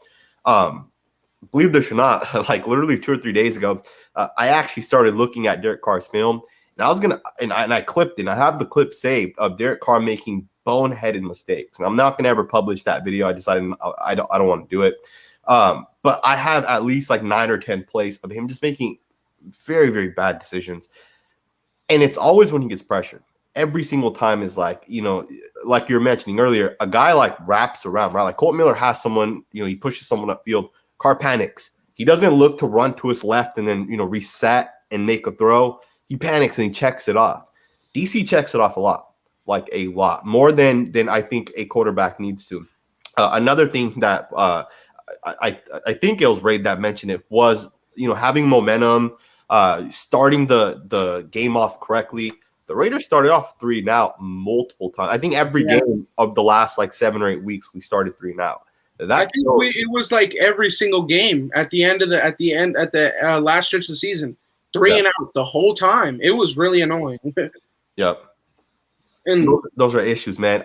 I don't know if DC has a huge issue, because here's the thing too, right? Is DC plays very conservative, and if he's fumbling the ball 11 times, that's a lot of fumbles, man. And that too, he's a conservative player, right? And we see the negative effects of him playing conservative, right? Sometimes it slows our offense down, right? Right. We have the 10th ranked deep offense, like you were saying earlier. So that's why it's so weird. That's why it's so weird, man. Yeah, in terms of my opinion of the ball security issues, I only think that he has one when it comes to fumbles, because he does. In my opinion, he doesn't. Every quarterback's gonna throw an interception, bro. Like I don't think he has one when it comes to interceptions, but in terms of fumbles, he definitely is up there, right? Like he has fumbles like a running back, like like a guy that carries the ball 20 times a game, you know. Like, and I get it. He's the first guy to touch the ball every single play, so I get that, but when it comes to like interceptions, I don't think he has a problem with that. But fumbles, yeah, he definitely fumbles more than the average quarterback. But I mean, at the end of the day, I mean, like the fumbles because the O-line is letting people get to him, and then he fumbles while getting hit, or is it the fumble he just steps out and then he just loses the ball because he got hit while running? How do you guys chop up the fumbles? You know what I mean? Because some of them you got to think like some are counted towards him, like the Jalen Richard toss when Jalen Richard. That one doesn't count. That was Derek Carr's fumble. The year before they also counted the one in the Bears game when it was the pitch to Josh Jacobs. Josh Jacobs just like whiffed on the play itself, like, but that was a fumble on Derek Carr, obviously. But it's like, you know, it's weird how they do that kind of stuff. But at the end of the day, with Derek Carr doing that, like we still got the 10th best offense in the league. And like you said, like it's hard to rank those kinds of things at the end of the day. But but shout out to ONT6 Soldier, man, with another $5 super chat. He says, can you guys each make a video of what you guys think the Raiders' final depth chart would look like? Right now, with 90 people on a team, that'll be very hard. But I mean, if it's a 53 or 55 with the 2 protected veterans or whatever it was, yeah, I mean, I wouldn't have no problem making one of those videos. I mean, that it would probably be very long, but yeah, I wouldn't mind doing one of those at all. Yeah, I feel like, you know, we're gonna have so much content coming out over the next couple of weeks, months, years, right? It just depends on how long everyone continues to do it, right? I definitely will have one of those videos out, right? It's just a matter of time.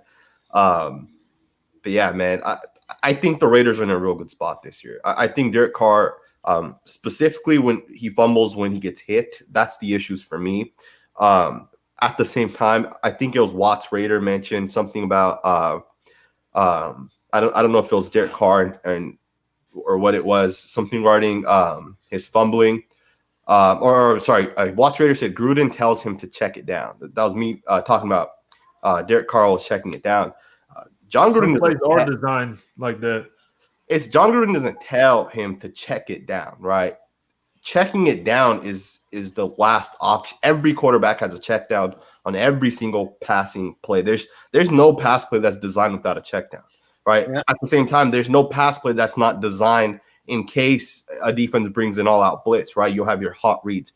Every single offense has these things designed into it on every play. So it's not, DC checks it down because DC either feels pressure or he feels that no one else is open, right? So that's on DC. That's not on John Gruden. But I do think though, he's dealt, especially what was it? Was it 2 years ago, 2019? That man had no receivers, bro. Like he was out there playing with practice squad receivers, still put up 4,000 yards, right? Like Keelan Doss, literally Marcel Aitman, Keelan Doss. These guys had chances, like in actual games. And DC, whether he checked it down or not, bro, those guys were not getting open. Like they really weren't. I think wasn't that the year where Jalen Richard had 60 receptions or something like that? Like, bro, he had to do that kind of stuff. Like last year, you saw Nelly getting open, you saw Waller getting open, you saw guys getting open. Occasionally, Ruggs would be there. I just think that whole thing that we were doing, Ruggs, like motioning him. And we would still just run the ball. Like we would motion him and then just run into the B gap, bro. Pull that ball back. Actually, let Ruggs run with it. Like it was a lot of times like that. And there was a couple of times where it just left teams would get messed up and then Ruggs would be wide open to the left. But we just need to open it up a little bit more. Like we just need to just open that playbook up a little bit more. And it probably won't happen, but it is what it is. Like. All right, man. That was it for me, man. I'm finna go out here and get to this barbecue, and this Cali weather. You got to do your thing. Yep, and it's still light out. Yes, sir. Yes, sir. Hey, I appreciate you bringing me on, Andy. Nice seeing you again, man. Sanjit, you already know what it is, man. Yep. I'm gonna catch y'all later. All right, man. 100%. Later, Raider Nation chat gang. Yeah. And yeah, I mean, I think we should only be on here what? You got about 5-10 more minutes? Yeah. Yeah, so we'll be on here for about that a little bit more time. And he said, this guy, shout out to him for the $2 super chat. He says, Carr is getting better and better. He is improving every year. And he is, right? That just comes with a new system, right? Like you need time to get comfortable in a new system, especially John Gruden. But I mean, everybody on this team needs to get better, in my opinion. There's not one person. There really isn't one person. Unless your name is Darren Waller, there's not one person. There really isn't. Exactly. Darren Waller, in my opinion, Josh Jacobs still needs to get better. Our whole offensive line still needs to get better. Everybody, unless your name is Darren Waller, everybody needs to get better. And you know what's crazy is you're saying everyone needs to get better, especially the offensive line. The offensive line's way different this year, right? So we don't even know if they're going to be good. And if Derek Carr is fumbling when he's getting hit with the offensive line he had last year, specifically in pass protection, what if he gets sacked 35% more? Is he going to fumble more, right? And that scares me, right? That really, really scares me because I see DC already panicking when he gets pressured. I already see him fumbling when he's getting hit. And he doesn't get touched a lot, right? It really concerns me, and it really makes me feel what are the Raiders going to do, right? But at the same time, I do think one of the reasons why our team struggles at time is we don't have receivers, good wide receivers that could beat press coverage, right? Yes. I know we had Aguilar, but that was 1 year. When are we gonna have a consistent wide receiver? And I agree, because listen, Aguilar was great, and he was only great because we didn't expect him to do that. He got $13 million and he didn't even get 900 yards. Exactly. That's crazy, right? You can't tell me right now that if Julio Jones was on this team, that's what, in my opinion, for us to go take that leap, if we want to get into that top 5, every quarter, you look at every quarterback in this league that is in a top 5 offense, they have a true number 1 receiver. I don't care what you say. DK Metcalf is their number 1 receiver. They also have Tyler Lockett. And you look at Green Bay, you have Devontae Adams. Yes, they don't really have a good number 2, but they have a number 1. Yep. And then they have a very, very good pass catching running back. Yep. And that's the thing. So it's each top 5 offense has that true number 1. Bro, Julio Jones, that year that they went to the Super Bowl, they were the number 1 offense. This is the thing. With Julio Jones, that dude can completely just bail your team out. Like that's just how good he is. Like that's just him. Like and if you could say that you can get somebody like that for $7 million and okay, you have to give up some capital, so be it, bro. Like, okay, like so be it, bro. Like at the end of the day, this is how we felt about our defensive tackle situation. I would still trade a first-round pick next year for a Quinnen Williams if we could. Absolutely. Like I would do that. At the end of the day, you look at teams like the Rams. They don't care about their first-round pick. They haven't had a first-round pick in 7 years, but they are way closer to where they need to be for a Super Bowl than we are. Absolutely. Their defense is stacked. They felt like they were a quarterback away, and then they got their quarterback in Matthew Stafford, right? I mean, like, bro, sometimes, yes, picks are great, but we are not in a point where we need to rebuild. Like, we're not there anymore. Not anymore, nope. We've rebuilt. I think we were done with that stage since last year, in my opinion. I mean, yes, this draft helped a ton. I'm not going to lie. Right. But we are at the point now where if you can give up some value to get where you need to be, go ahead. Like, do it.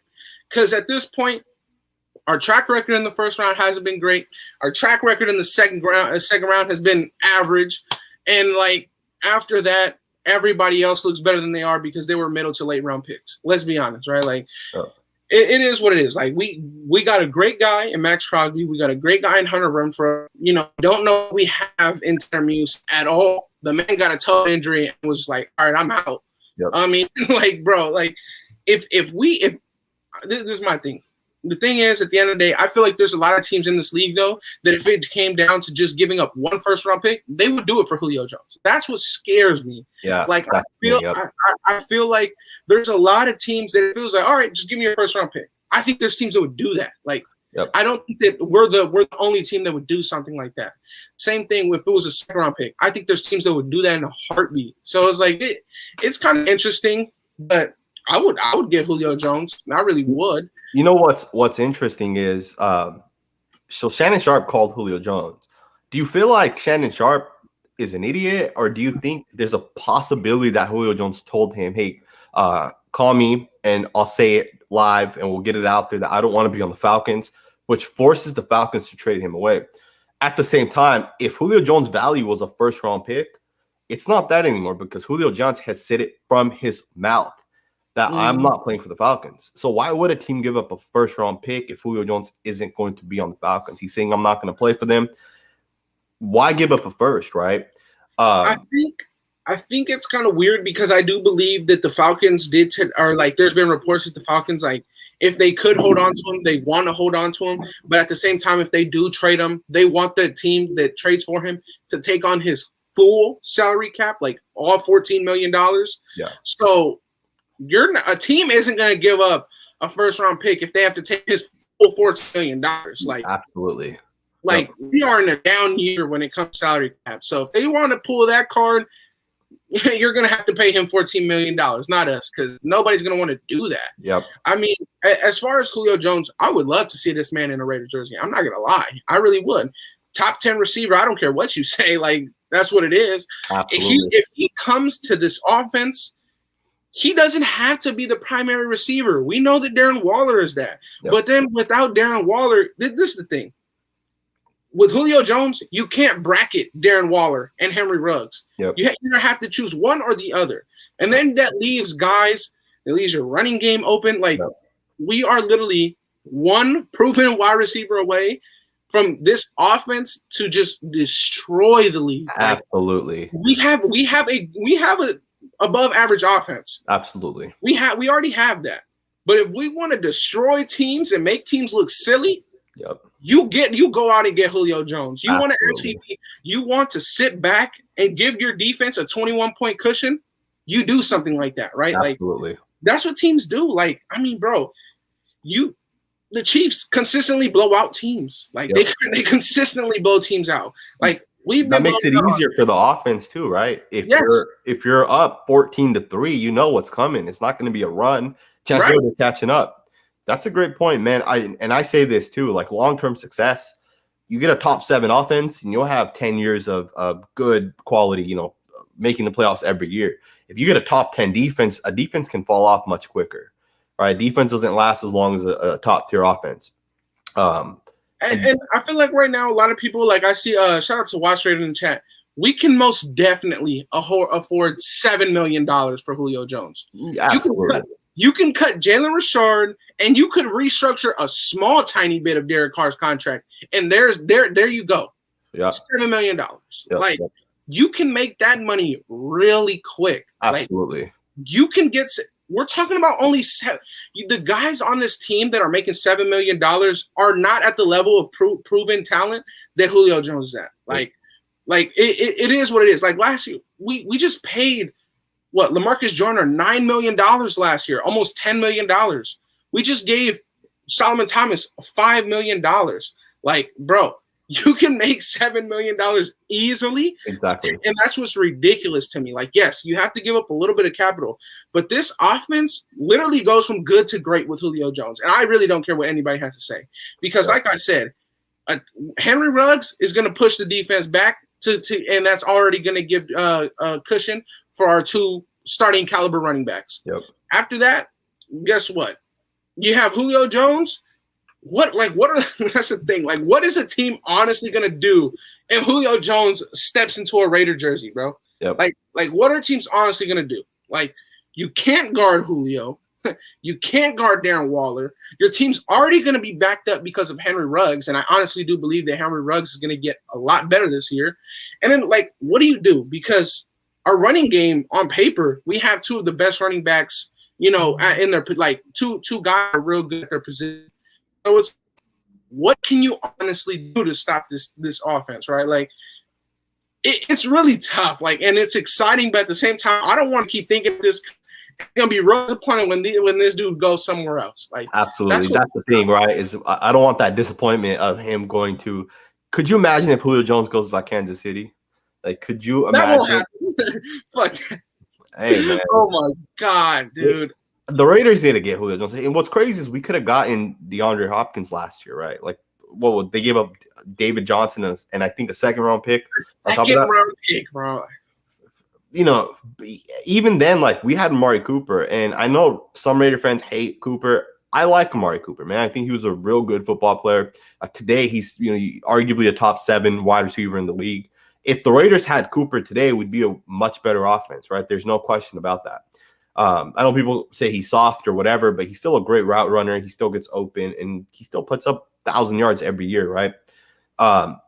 We need a number 1 receiver, man. If it's Julio, if it's somebody else, we need to get that guy. It's crazy because we could have taken CeeDee Lamb last year, and that would have fixed these issues, man. I don't think that CeeDee Lamb would have fixed that issue. I really don't. I think CeeDee Lamb's gonna be better than Cooper this year, man. I think CeeDee Lamb's gonna be the number 1 receiver on that team. At the same time, I think CeeDee Lamb's gonna statistically be in like the top 6 or 7 receivers in like yards or touchdowns. My number 1 was Jerry Jeudy all the way. That's crazy. Okay, I had him too. That was the reason why I like Jerry Jeudy, because I felt like he was a mixture of both of the top 3. I felt like he had a speed that was faster than CeeDee Lamb, obviously not as quick as Henry Ruggs, but he had better route running than both of them, and that's undeniable. And we look at what, like, when Derek Carr has had true route runners like Crabtree and Cooper, that dude has thrived, and that's why that is exactly why I wanted Jerry Jeudy so bad. Like, that was my guy. CeeDee Lamb, that was the guy who I wanted at the beginning, but when I saw his after the intermediate routes, it wasn't great. Like, he played in the Big Ten, like it is what it is. But like, I really wanted Jerry Jeudy bad. Like, when I saw us pick up Henry Ruggs, I was like, okay. Where do you have Ruggs ranked? I had him as the 3rd one. Like, I had him as the 3rd one, 3rd receiver. I think I had Justin Jefferson as like 5th. Like, honestly, like, that's the thing. Bro, Justin Jefferson, I don't care what nobody says. People are trying to say that they had him as their number 1 receiver. Don't lie. Don't lie. Yeah, nobody had Justin Jefferson as the number 1 receiver at all. But, I mean, who knows if at the end of the day we would have had the success that we had in terms of – because our running game, like, bro, we had a bottom 5 run blocking O-line. Yep. So who knows that without Henry Ruggs pushing that team a little bit further back, that Josh Jacobs actually would have had 1,000 yards. Like, because at the same time, both these dudes had their flaws. Jerry Jeudy, it looked like he couldn't catch a cold. Like, that man, he had some drop problems. And, we already know the Raider Nation would have drilled him for that. Yep. CeeDee Lamb, if everybody would have started, everybody was already getting on Michael Thomas' head about Slant Boy. And in this offense, let's be honest, that's what he would have been running. Absolutely. Yep. So those screens. It's tough, man. And at the same time, Henry Ruggs was a huge factor why we beat the Chiefs. I mean, it's really crazy because, like, at the end of the day, I feel like all these guys fit well for the teams that they went to. Like with the Cowboys, they just have 3 number 1 receivers, bro. Like they have great wide receivers, man. Like it's ridiculous. I mean, that's a great problem to have. But I mean, the Broncos are also getting up there with a good wide receiver room, and I feel like we are the team slacking in that department right now. Like I do believe that Ruggs, like, that man has a skill that you find other receivers. Like, that speed, you can't teach that. Like, you can teach route running. You can get better at catching the ball. But, I mean, it's because I feel like I know Henry Ruggs had to deal with a tweak in his knee, so he couldn't run the best routes that he could have. But I mean, you look at his other tangibles. That man had a 42-inch vertical, and he showed it. Like showed it. Like, I never thought that DC was going to actually give him the opportunity to get a jump ball, and he did multiple times. And I like that. But at the same time, I would not mind at all if Julio Jones was getting those jump balls neither, because absolutely, like, bro, it's ridiculous. Like, Julio Jones, like, he's one of the best to ever do it in his position. Yep. Like, and we can't say that with what we have right now. Like, we can't. You can say that about Tyreek Hill, that he can go down as one of the best to ever do it in his position. Yep, absolutely. You could arguably say that some of the guys on the Broncos team can get there.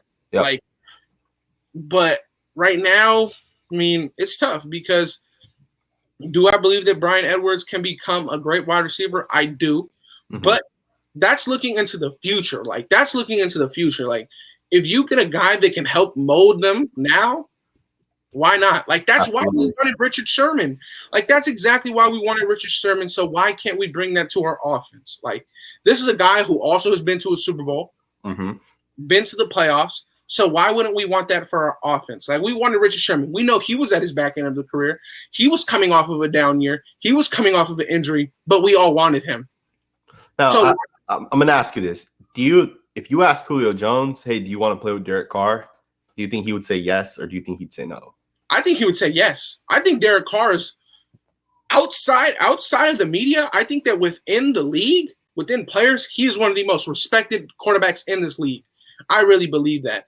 You look at T.Y. Hilton, bro. People when he was in the Pro Bowl those 2 years, people like gravitated towards Derek Carr. Mm-hmm. When you would see those videos, people like the players gravitated towards Derek Carr, and you like to see that because, I mean, bro, there was was it 2 years ago or last year? I mean, the quarterbacks that Michael Crabtree has played with, he played with Colin Kaepernick in Colin Kaepernick's prime, bro. Like, in his absolute prime. You look at Derek Carr. He played with a Carr in a good year, but Michael Crabtree said that his best days, his most fun days, were here with the Raiders, and we didn't even make the Super Bowl. Like, he made the Super Bowl with the Niners, but he had the most fun here in the Coliseum. Like, I really do believe that if someone asked Julio Jones if he would want to play with Derek Carr, I think he would. In my opinion, Derek Carr's a much better quarterback than Matt Ryan. Like, absolutely. At this point, especially, absolutely. Yes, there's no question about that. But man, I do appreciate you bringing me on. I'm gonna head off. I had some obligations I had to do, so no problem, bro. I really do appreciate you bringing me on. I definitely look forward to coming on again. For everybody in the chat, thank you guys for watching. If you guys aren't subbed to Andy, man, make sure to sub, man. Appreciate that, boy. Thank you, man. Thank you. And I'll see you soon, man. We'll talk soon. Oh yeah, most definitely, man. And for those of you guys who don't know, man, this bro, he's from the Bay Area too, man. He lives just one city away. He's in SF, bro. I'm in Oakland, bro. We're real close. So shout out to Sanjit for making the time out his day to come on this live. I'll probably be here a little extra, like 5 more minutes, catch up with the comments. But I do appreciate you for coming on my channel. Most definitely will try and do this again. If not on mine, if not on Raids, on yours. It don't matter. Either any of these channels. I like having us 3 on. It's always fun. We always debate.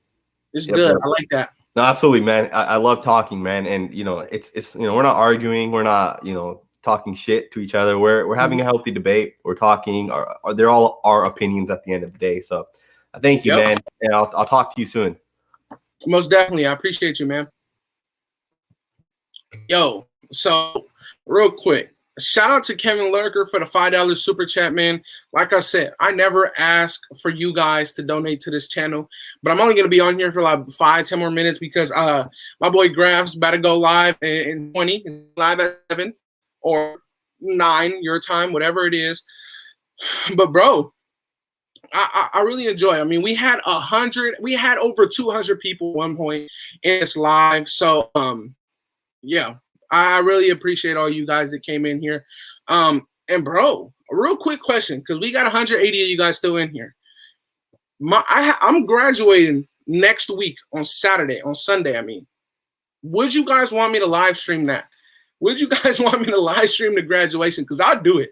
I don't care. I would do it, bro. I would do it. Y'all would be right there with me. I would live stream that graduation.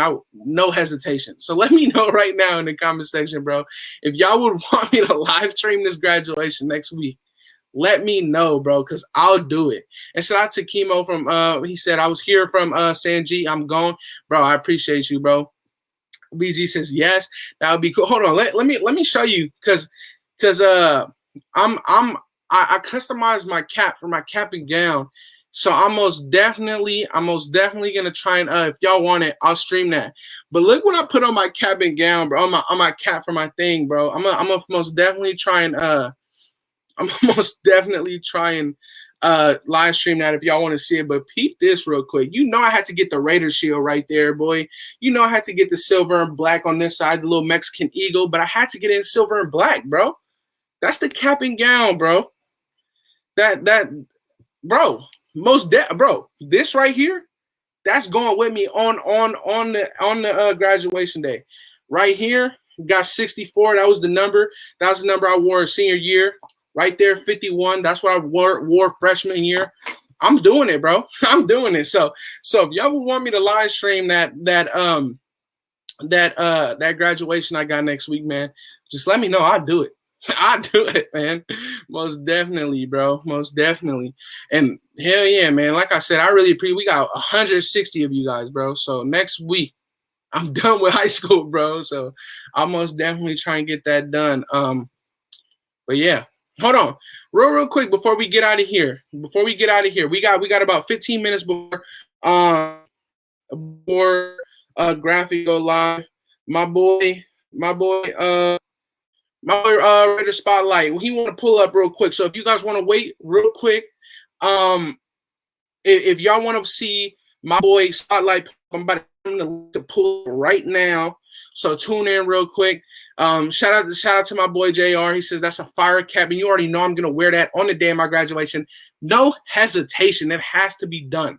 It has to be done. I'm gonna do it. Most definitely. I'm gonna do that, bro. That is being worn. No matter what. That is being worn. Hold on, bro. Let me send this link to my boy real quick. But yeah, for those of you who didn't just see it, man, this is what I'm gonna be wearing day of the graduation, bro. We got the Mexican eagle, but in silver and black, of course. We got that Raiders logo, bro. We had to get the Raiders logo on the cap and gown, bro. We got to customize it. We got 51 freshman year number, 64. That was my senior year number, bro. That was the number I had senior year, bro. So I'm most definitely gonna wear it, bro. Most definitely. But real quick, my boy Spotlight pulled up.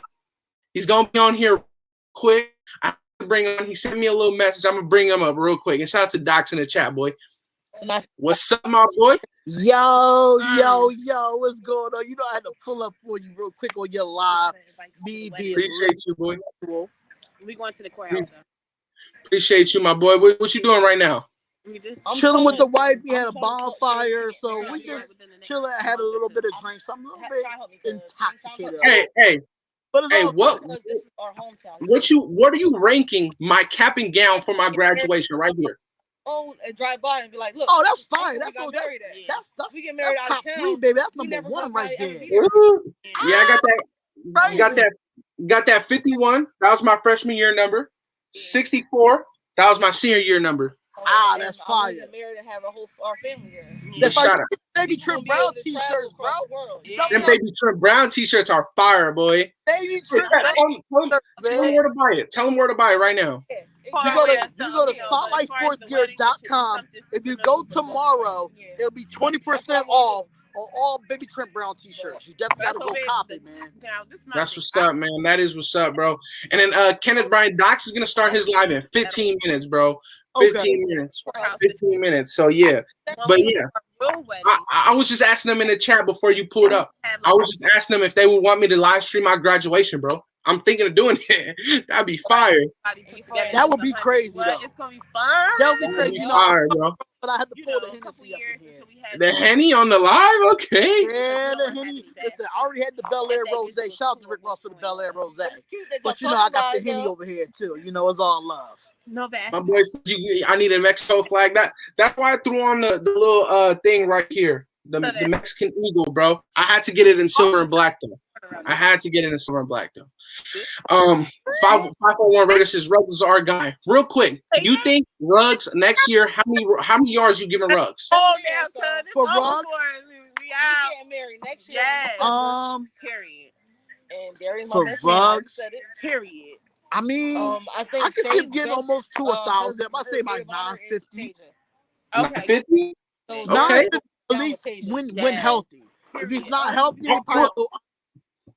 Yeah, I was gonna give him 770, close to 800.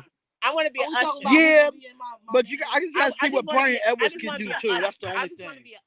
Oh yeah, most definitely. You know, I'm about EC Perez says at least last year when you get announced and walk across the stage, bro. I'm gonna have to do something like that, bro. I need y'all with me on that moment because you feel me. Y'all been here, y'all been supporting. So I appreciate all you guys, man. I'm for sure try to share at least something with you guys, man. I'm gonna go live that day for sure. Yes, go live that day, bro, so I can be in the chat, like, cause you know, school ain't easy, bro. School ain't easy. Right. And trying to be a YouTuber and trying to do school, that shit is no joke, bro. I appreciate you, man. It is what it is, bro. It's coming to an end next week, bro. Facts. Next week is before you know it, I might be live for my wedding too. You never know. That'd be fire. I might be live on Spotlight Raiders Talk for my wedding too, man. So that'd be heat.